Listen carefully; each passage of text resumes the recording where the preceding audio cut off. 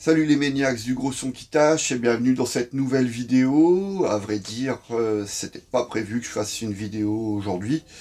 Mais aujourd'hui, je suis allé faire quelques acquisitions dans un supermarché de la culture. Ça aussi, c'était pas prévu, mais en fait, ils ont su m'appâter, quoi. Dans ce fameux supermarché de la culture, il y a une opération sur leur vinyle métal. Et pour tout achat de 3 vinyles métal, il y avait un petit bonus offert. Et comme pour moi, c'est vraiment un petit bonus qui est vraiment gros, j'ai craqué. Et je n'ai pu résister à la tentation du vinyle. Que voulez-vous, les Maniacs? En tout cas, je voulais également vous remercier, les Maniacs. Vous êtes toujours plus fidèles et plus nombreux à regarder, à liker mon profil YouTube Bruno Iron Alford. Et ça fait vraiment plaisir.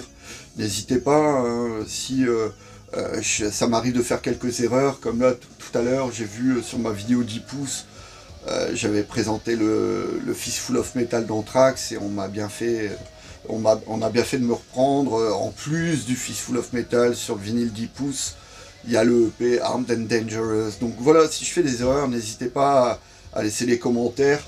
Et en tout cas, une erreur que je ne fais pas, mais j'en ai peut-être déjà parlé, mais je tiens à le préciser, il y a des commentaires qui sont supprimés sur mes vidéos. Je ne comprends pas, je ne fais aucune mauvaise manip, je ne censure personne. J'essaie même de répondre quand il y a des critiques. Mais s'il y a des commentaires qui déplaisent et qui sont supprimés par le tout-puissant YouTube, c'est indépendant de ma volonté, sachez-le les maniacs. En tout cas, merci encore. Pour nous accompagner tout au long de cette vidéo, le deuxième est magnifique, la crème de la crème, deuxième magnifique album de Alice in Chains, le plus métal des groupes grunge de Seattle, l'album Dirt de 1992, avec le classique Rooster, si vous êtes hermétique au style de Alice in Chains, tout comme moi j'ai pu l'être il y a encore quelques années. Je ne peux que vous encourager à écouter ce disque parce que ça n'a de grunge que le nom en fait.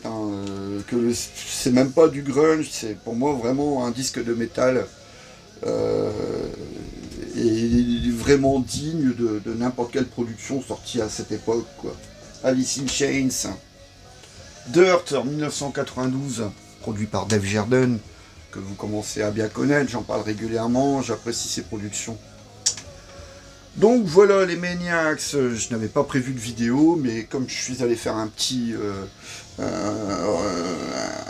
tour dans un supermarché de la culture, j'ai bien fait, il y avait une opération sur les vinyles métal, et pour tout achat de 3 vinyles métal, ils avaient un petit bonus. On commence par le petit bonus, ou on attend la fin, le gros bonus, non, allez.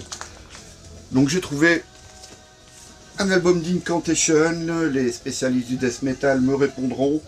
Serait-ce leur dernier offrande de studio? Incantation sur Relapse, non, 2020, donc c'est vraiment pas le dernier. Je suis pas vraiment un grand fan d'Incantation, même si je leur reconnais des qualités, hein, mais on peut pas suivre tout, quand on écoute plein de styles différents, on peut pas tout acheter, donc curieusement, la discographie d'Incantation, excepté On More to Golgotha, et le deuxième album également, Mortal Throne of Nazarene, il me semble. Bon, je suis pas familier avec leur discographie, donc je suis content d'avoir chopé ça. Et en plus, ça va, 20 balles le vinyle, c'était vraiment pas trop cher. En deuxième choix, toujours en death metal, je me suis fait un petit gros somme. Donc c'est une réédition d'un album de 2015, là encore. C'est, je pense, la pochette de Repka, ça rappelle quand même les grandes heures du death metal des années 90. Et puis il y a Matt Harvey, encore une fois. Matt Harvey, le gars de Impelled. L'album Savage Land, donc réédition de 2015 de cet album. Je crois que c'est du death époque Leprosy. N'est-ce pas les Maniacs, Quentin? Tu sauras me répondre, Quentin, death metal. tu vas savoir me répondre. Et donc, j'ai acheté un 3e vinyle pour ma chérie. C'est l'album d'un groupe de punk alternatif français, Darcy, qui sont également classifiés dans le métal. On a même pu les voir avec les shérifs à Roubaix le mois dernier. Donc ça, Darcy, plus Gruesome, plus Incantation, ça fait 3 vinyles. Et le bonus, c'était ça en fait. Les bonus disponibles uniquement sur le digibook du dernier Judas Priest sont disponibles sur ce P3 titres. Donc vraiment, bah, ça fait quoi, ça le fait.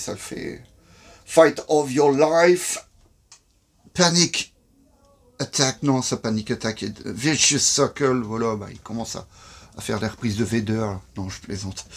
Et The Longer, donc voilà les 3 bonus disponibles sur ce petit EP, gratos quoi, gratos dans un supermarché de la culture, donc voilà, ça fait vraiment plaisir les Maniacs.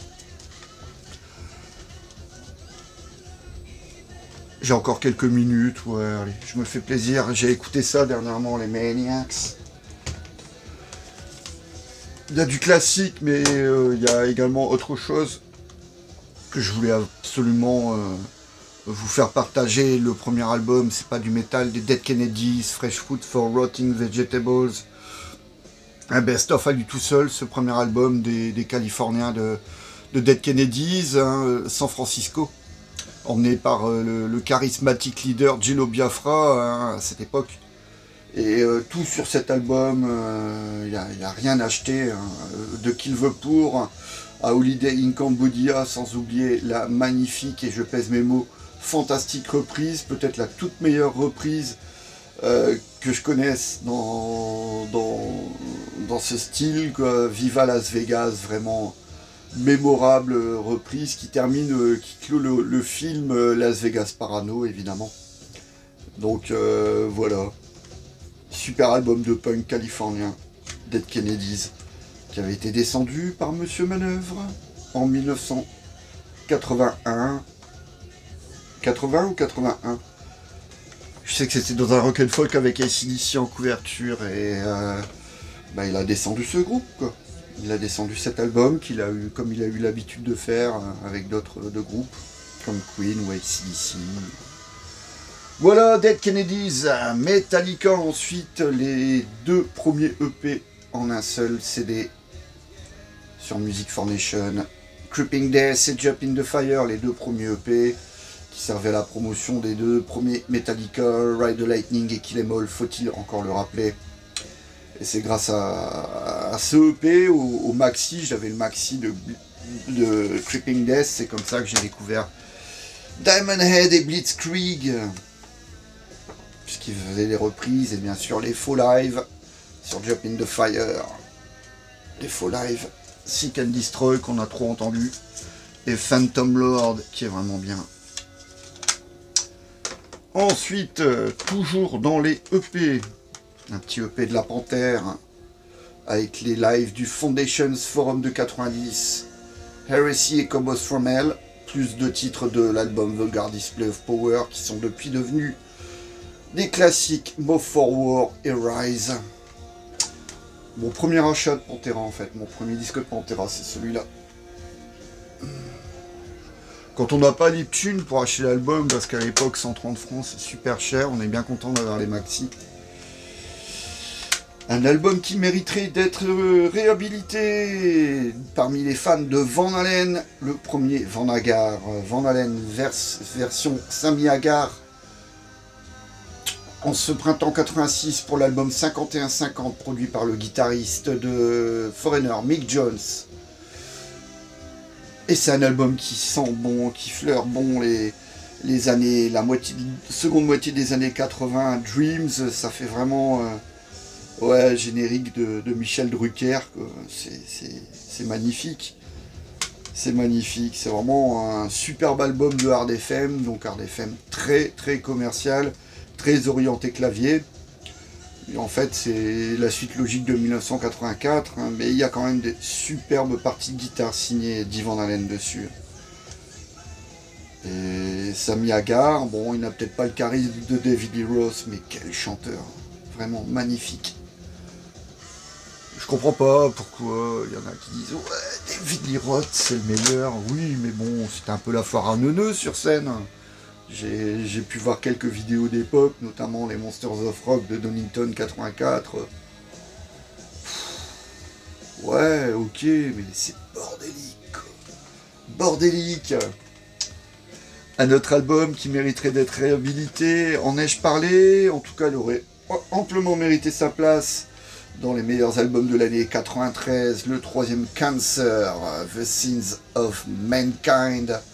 Et son morceau d'ouverture qui met tout de suite dans l'ambiance Cloak of Darkness. Mais quel album, mes aïeux. Vraiment, Cancer, un second couteau du death metal anglais. Mais il mériterait vraiment une des plus hautes marches du podium. Parce que cet album-là, qu'est-ce qu'il est bon. Qu'est-ce qu'il est bon. Ensuite, ils allaient partir dans une autre veine pour un quatrième album sur une major, la major East-West, qui a signé entre autres Pantera, The Wild Hearts, et ils allaient sortir en 95 l'album Black Faith, et apparemment c'est un album qui est un peu dénigré, hein. C'est un peu le Cold Lake de Cancer, je pense. Et en vinyle, parce que je m'écoute toujours mes vinyles, bien sûr, que ça fait du bien d'écouter les démos d'Aggressor entre 86 et 89, et notamment les morceaux qu'on retrouve sur l'album Neverending Destiny, Blood Fist, bien sûr, qui fait partie des premiers classiques du groupe, mais aussi Paralytic Disease et Elemental Decay, et avec cette façon unique de riffer d'Alex, c'est vraiment magnifique. Un Gatefold paru à l'origine en vinyle, donc sur le label Apocalyptic Empire, et en CD sur le label de Jean-François Rey, l'ancien label Dead Sun Records.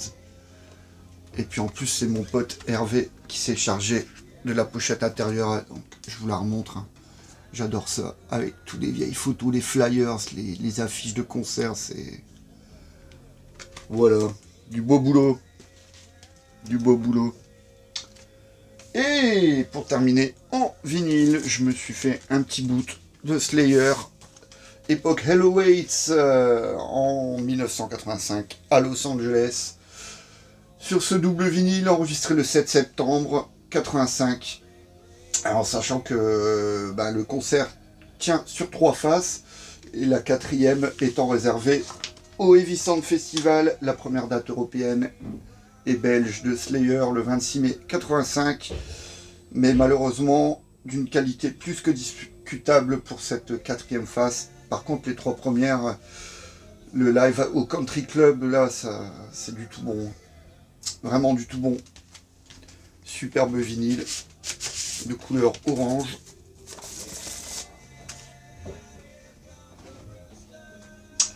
Superbe vinyle d'un superbe groupe à l'époque déjà au sommet de son art. Voilà les Maniacs, appréciez cette vidéo et n'hésitez pas à laisser vos commentaires si vous voyez des coquilles, si vous avez des anecdotes ou des choses à rajouter à ce que je peux dire, parce que ça m'arrive d'oublier des choses et de dire des billevesées.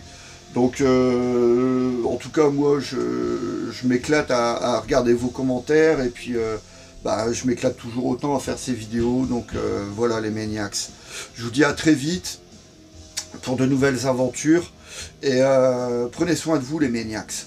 Ciao ciao.